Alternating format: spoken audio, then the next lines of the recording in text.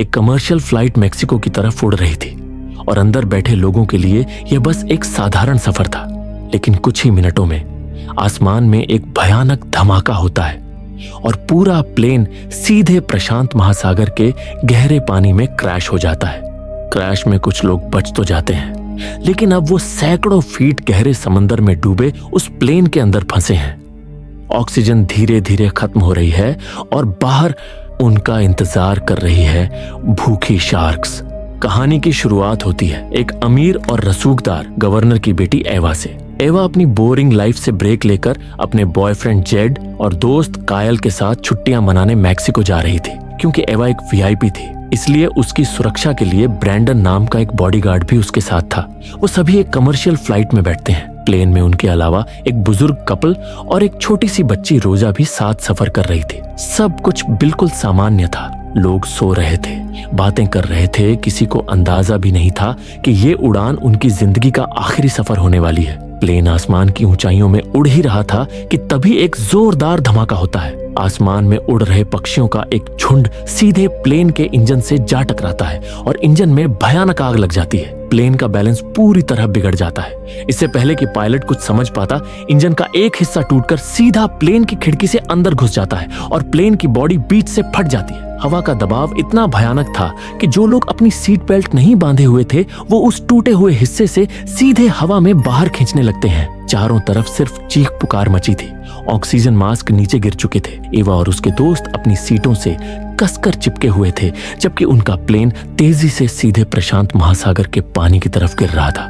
और फिर एक रोंगटे खड़े कर देने वाले झटके के साथ वो विशाल प्लेन समंदर के सीने को चीरता हुआ गहरे पानी में क्रैश हो जाता है। पानी के भयानक दबाव से प्लेन के अंदर तेजी से समंदर का पानी भरने लगता है। जो लोग क्रैश में बच गए थे वो अब डूबने लगते हैं। वो पूरा का पूरा प्लेन समंदर के उस घुप अंधेरे और ठंडे पानी में नीचे और नीचे डूबता चला जाता है और आखिरकार समंदर की तलहटी के एक किनारे पर जाकर लटक जाता है। प्लेन का पिछला हिस्सा, जहां एवा, उसका बॉडीगार्ड ब्रैंडन और कुछ गिने चुने लोग फंसे थे, वहां एक छोटा सा एयर पॉकेट बन जाता है, यानी थोड़ा सा हिस्सा जहां अभी भी सांस लेने के लिए ऑक्सीजन बची थी। अब वो मुट्ठी भर लोग उस डूबे हुए प्लेन के अंदर समंदर की सैकड़ों फीट गहराई में जिंदा दफन हो चुके थे। उन्हें लग रहा था कि शायद क्रैश ही सबसे बुरी चीज थी जो उनके साथ हो सकती थी, लेकिन उन्हें नहीं पता था कि असली खौफ तो पानी के बाहर उनका इंतजार कर रहा है। समंदर के उस घुप अंधेरे पानी में वो टूटा हुआ प्लेन एक खाई के किनारे पर अटका हुआ था। अंदर बचे हुए उस छोटे से एयर पॉकेट में एवा और बाकी गिने चुने लोग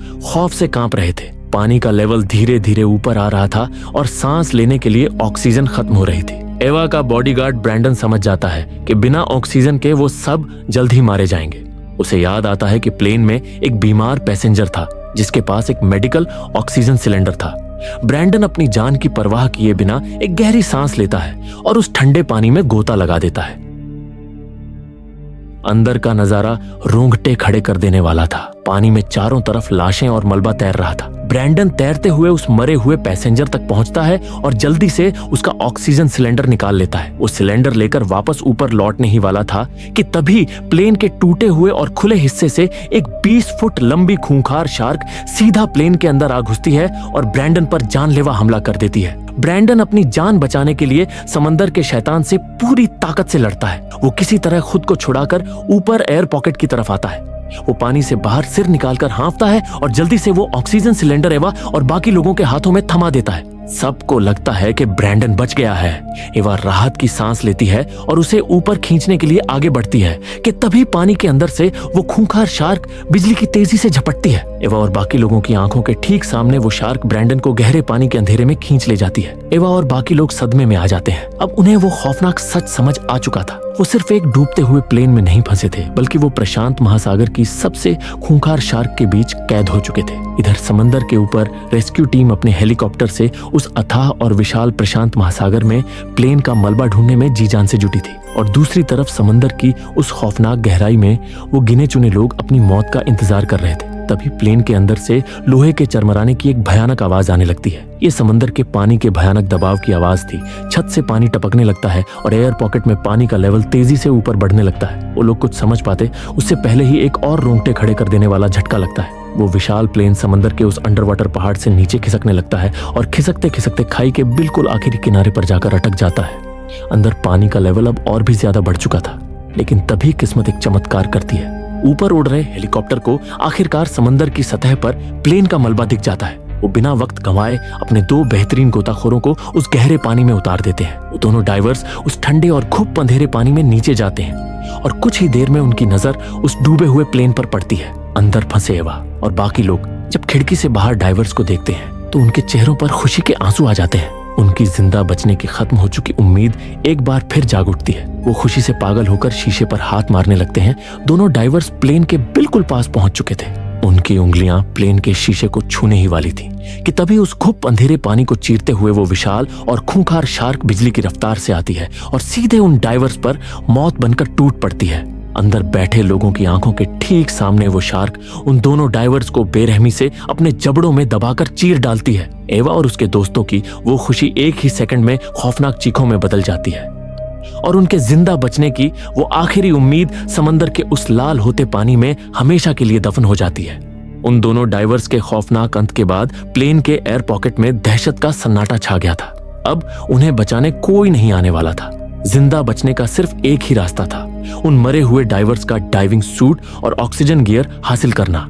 एवा हिम्मत जुटाती है और पानी में डुबकी लगाकर उन डाइवर्स का सूट देखने की कोशिश करती है, लेकिन उस धुंधले पानी में उसे कुछ समझ नहीं आता और वो वापस ऊपर आ जाती है। तभी किनारे पर खड़े उसके बॉयफ्रेंड जेड का पैर अचानक फिसल जाता है और जेड सीधा उस गहरे पानी में जा गिरता है।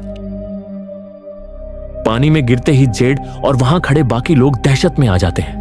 जेड जल्दी से हाथ पैर मारते हुए वापस ऊपर चढ़ने की कोशिश कर ही रहा था कि तभी पानी के अंदर एक भयानक हलचल होती है। एक विशाल शार्क बिजली की रफ्तार से ऊपर आती है और अपने खौफनाक जबड़ों में सीधा जेड का पैर दबोच लेती है। शार्क उसे पूरी ताकत से पानी के अंदर खींचने लगती है। जेड दर्द और खौफ से चीख पड़ता है। एवा और बाकी लोग बिना एक सेकंड सोचे जेड के हाथ कसकर पकड़ लेते हैं और उसे ऊपर की तरफ खींचने लगते हैं।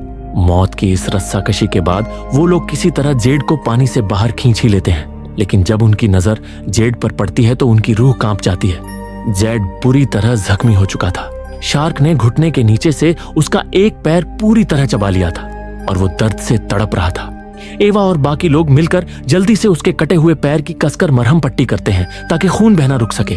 जेड की इस हालत ने सबको अंदर तक हिला दिया था, लेकिन तभी उन्हें याद आता है कि इस फ्लाइट में कुछ पैसेंजर्स मेक्सिको स्कूबा डाइविंग के लिए जा रहे थे और उनका सारा डाइविंग सूट और ऑक्सीजन गियर प्लेन के सबसे निचले हिस्से यानी लगेज कंपार्टमेंट में रखा हुआ है। जिंदा बचने का अब यही इकलौता रास्ता था। जेड को दर्द से तड़पता देख एवा फैसला करती है कि वो ये रिस्क लेगी। तभी वहां मौजूद एक क्रू मेंबर उसे बताता है कि जहां वो लोग हैं उसी जगह से एक अंदरूनी रास्ता सीधा नीचे लगेज कंपार्टमेंट की तरफ जाता है। ये सुनते ही एवा एक गहरी सांस भरती है और एक फ्लेयर लेकर उसी संकरे पानी से भरे रास्ते में डुबकी लगा देती है, सीधे उस मौत के तहखाने की तरफ। उस खौफनाक लाल रोशनी और पानी में तैरते मलबे के बीच एवा अपनी सांस रोककर लगेज कंपार्टमेंट की तरफ तैरने लगती है। अपनी जान पर खेलकर वो किसी तरह डाइविंग सूट वाला बैग ढूंढ निकालती है और उसे लेकर वापस ऊपर एयर पॉकेट में आती है, जहां बाकी लोग घबराहट में उसका इंतजार कर रहे थे। लेकिन जैसे ही वो बैग खोलते हैं सबके चेहरों का रंग उड़ जाता है, क्योंकि उस बैग में सिर्फ 4 लोगों के लिए ही डाइविंग का सामान था। इतने बड़े हादसे के बीच ये एक और बुरी खबर थी, क्योंकि वहां मौजूद लोगों की संख्या उससे ज्यादा थी। वे अभी इस मुश्किल के बारे में सोच ही रहे थे कि अचानक हालात और भी ज्यादा डरावने हो जाते हैं। एवा के बॉयफ्रेंड जेड की हालत तेजी से बिगड़ने लगती है। एवा उसे हिम्मत देती है और भरोसा दिलाती है कि वो लोग यहाँ से जरूर जिंदा बाहर निकलेंगे और उसे बस हौसला रखना है। लेकिन सच्चाई बहुत क्रूर थी। जेड के शरीर से बहुत ज्यादा खून बह चुका था। उसकी सांसें कमजोर होती जा रही थीं और कुछ ही पलों बाद वो हमेशा के लिए दम तोड़ देता है। अपने प्यार को इस तरह तड़प कर मरता देख एवा अंदर से पूरी तरह टूट जाती है और जोर जोर से रोने लगती है। अभी वो लोग जेड की मौत के सदमे से बाहर भी नहीं आ पाए थे कि तभी लोहे के मुड़ने की एक बहुत भयानक आवाज आती है। वो विशाल प्लेन समंदर की उस पहाड़ी से और नीचे खिसकने लगता है। एयर पॉकेट में पानी का लेवल अब काफी ऊपर तक आ चुका था। उनके पास रोने या मदद का इंतजार करने का अब कोई वक्त नहीं था। एवा अपने आंसू पोंछती है और फैसला करती है कि अब चाहे बाहर शार्क हो या मौत, उन्हें यहाँ से निकलना ही होगा। वो बाकी लोगों को अपना एक आखिरी मास्टर प्लान बताती है। वो समझाती है कि प्लेन की सीटों के नीचे जो लाइफ जैकेट्स रखी हैं, उनमें हवा भरने वाले छोटे एयर कैनिस्टर्स लगे होते हैं। अगर शार्क उनके करीब आई तो वो पानी के अंदर उन कैनिस्टर्स को खोल देंगे। उनसे निकलने वाले तेज बुलबुलों के प्रेशर से वो उन खूंखार शार्क को चकमा देकर खुद से दूर रख सकते हैं। ये जिंदा बचने का एक बहुत बड़ा रिस्क था, लेकिन उनके पास और कोई चारा नहीं था। वो सब मिलकर प्लेन की सीटों के नीचे से लाइफ जैकेट्स इकट्ठा करने लगते हैं ताकि उन कैनिस्टर्स को शार्क के खिलाफ एक हथियार की तरह इस्तेमाल किया जा सके। और उसके बाद वो सब जल्दी जल्दी डाइविंग सूट पहनते हैं और समंदर के उस मौत के कुएं में गोता लगाने की तैयारी कर ही रहे होते हैं कि तभी एक तेज आवाज के साथ प्लेन का अगला हिस्सा बीच से टूट जाता है और सीधे समंदर की उस अथाह काली खाई में नीचे गिर जाता है। और उसके भारी वजन की वजह से प्लेन का वो बचा हुआ पिछला हिस्सा जिसमें एवा और बाकी लोग थे वो तेजी से उस खौफनाक खाई की तरफ खिसकने लगता है। अब उनके पास वहां रुकने का बिल्कुल भी वक्त नहीं था। प्लेन किसी भी पल उस समंदर की गहरी खाई में गिर सकता था। एवा सबको अपना प्लान फिर से समझाती है और एक गहरी सांस लेकर सबसे आगे उस छोटी बच्ची रोसा को अपने साथ पकड़े हुए उस खूब अंधेरे पानी में निकल पड़ती है। बाकी लोग भी कांपते हुए उनके पीछे पीछे थे, लेकिन उस गहरे पानी का खौफ और शार्क का आतंक इतना ज्यादा था कि उनमें से दो लोग डर के मारे सुन्न पड़ जाते हैं और आगे ही नहीं बढ़ पाते। पानी में उनकी ये एक पल की झिझक उनकी मौत का फरमान बन जाती है। अगले ही पल अंधेरे को चीरते हुए वो खूंखार शार्क आती है और उन दोनों को वहीं बेरहमी से फाड़ डालती है। अब उस खौफनाक और खून से लाल हो चुके समंदर में सिर्फ 3 लोग बचे थे, एवा, छोटी बच्ची रोजा और क्रू मेंबर डेनिलो। वो तीनों अपनी जान बचाकर किसी तरह तैरते हुए प्लेन के अगले हिस्से की तरफ पहुंचते हैं। वहां उन्हें उस गोताखोर की लाश मिलती है जो कुछ देर पहले उन्हें बचाने आया था। एवा बिना वक्त गवाए जल्दी से उसकी लाश से वो ऑक्सीजन पाइप निकाल लेती है, लेकिन मौत का खेल अब भी खत्म नहीं हुआ था, क्योंकि अब उनके पास ऑक्सीजन सिलेंडर सिर्फ एक था और जिंदा बचे लोग 3। बचने का और कोई रास्ता ना देख वो तीनों पानी के अंदर बारी बारी से उस इकलौते सिलेंडर से सांस लेते हैं। लेकिन एवा जानती थी कि एक सिलेंडर के भरोसे 3 लोगों का सतह तक पहुंचना नामुमकिन है। एवा एक बहुत बड़ा फैसला करती है। वो अपनी जान दांव पर लगाकर वो इकलौता ऑक्सीजन सिलेंडर डेनिलो को दे देती है और उसे इशारा करती है कि वो रोजा को लेकर तुरंत ऊपर की तरफ निकल जाए। डेनिलो रोजा को लेकर ऊपर सतह की तरफ तैरने लगता है और इधर नीचे एवा बिना ऑक्सीजन के उस डूबे हुए प्लेन से बाहर निकलने की कोशिश कर ही रही होती है कि तभी उसके ठीक सामने एक विशालकाय और खूंखार शार्क आ जाती है। एवा के पास भागने का कोई रास्ता नहीं था। वो अपनी सांस रोककर पानी में एकदम स्टैच्यू की तरह शांत खड़ी हो जाती है। एवा की किस्मत अच्छी थी, वो शार्क बिना उसे देखे उसके बिल्कुल सामने से गुजर जाती है। लेकिन एवा की मुसीबतें अब भी खत्म नहीं हुई थी। जैसे ही वो राहत की सांस लेकर बाहर निकलने वाली थी, सामने से एक दूसरी विशाल शार्क तेजी से उसी की तरफ झपटती हुई आती है। एवा घबराकर वापस प्लेन के अगले हिस्से की तरफ तैरने लगती है। तभी एक भयानक आवाज होती है और वो पूरा का पूरा प्लेन तेजी से समंदर की उस अथाह काली खाई में नीचे गिरने लगता है। प्लेन के भारी वजन और पानी के भंवर की वजह से एवा भी उस प्लेन के साथ नीचे अंधेरे में खींचने लगती है। लेकिन एवा हार मानने वालों में से नहीं थी। वो अपनी आखिरी ताकत लगाती है, प्लेन की सीट को पकड़ती है और खुद को झटके से बाहर धकेल देती है। वो प्लेन से बाहर तो निकल जाती है, लेकिन समंदर की इतनी गहराई में इतनी देर तक सांस रोक कर रखना किसी इंसान के बस की बात नहीं थी। सतह की तरफ तैरते तैरते एवा के फेफड़े जवाब दे जाते हैं। ऑक्सीजन की कमी से उसकी आंखें बंद होने लगती हैं और वो पानी के बीच में ही बेहोश हो जाती है। लेकिन एवा ने डाइविंग सूट के ऊपर लाइफ जैकेट पहनी हुई थी। वो जैकेट एवा के बेहोश शरीर को धीरे धीरे समंदर की सतह की तरफ ले आती है। कुछ देर बाद समंदर की सतह पर खुली हवा में एवा को अचानक होश आता है। पानी के बाहर आते ही वो खांसते हुए लंबी लंबी सांसें लेती है और आंखें खुलते ही वो पागलों की तरह चारों तरफ उस छोटी बच्ची रोजा को तलाशने लगती है। तभी उसके कानों में हेलीकॉप्टर के ब्लेड्स की तेज आवाज पड़ती है। रेस्क्यू टीम का एक हेलीकॉप्टर ठीक उसके ऊपर मंडरा रहा था और उन्होंने एवा को देख लिया था। जब एवा को रेस्क्यू करके हेलीकॉप्टर के अंदर खींचा जाता है तो उसके आंसुओं का बांध टूट जाता है। हेलीकॉप्टर में डेनिलो और छोटी रोजा पहले से मौजूद थे, जिन्हें रेस्क्यू कर लिया गया था। रोजा को जिंदा देखकर एवा उसे कसकर गले लगा लेती है और फूट फूट कर रोने लगती है। उस दिन प्रशांत महासागर की उस खौफनाक गहराई, डूबते हुए प्लेन और शार्क के उन खूनी जबड़ों ने ना जाने कितनों को अपना शिकार बना लिया था। लेकिन हर नामुमकिन को झूठा साबित करते हुए मौत के उस अंधेरे से निकलकर ये 3 लोग आखिरकार जिंदा वापस लौट आए थे। खौफ का वो सफर तो खत्म हो गया था, लेकिन समंदर की वो डरावनी खामोशी अब उनकी यादों में हमेशा के लिए दफन होने वाली थी। अगर आपको ये कहानी पसंद आई हो तो लाइक करना ना भूलें और ऐसे ही थ्रिलिंग एक्सप्लेनेशन देखने के लिए मूवीवर्स थ्रिलर को सब्सक्राइब करें। मिलते हैं अगली वीडियो में, तब तक के लिए कीप वॉचिंग मूवीवर्स।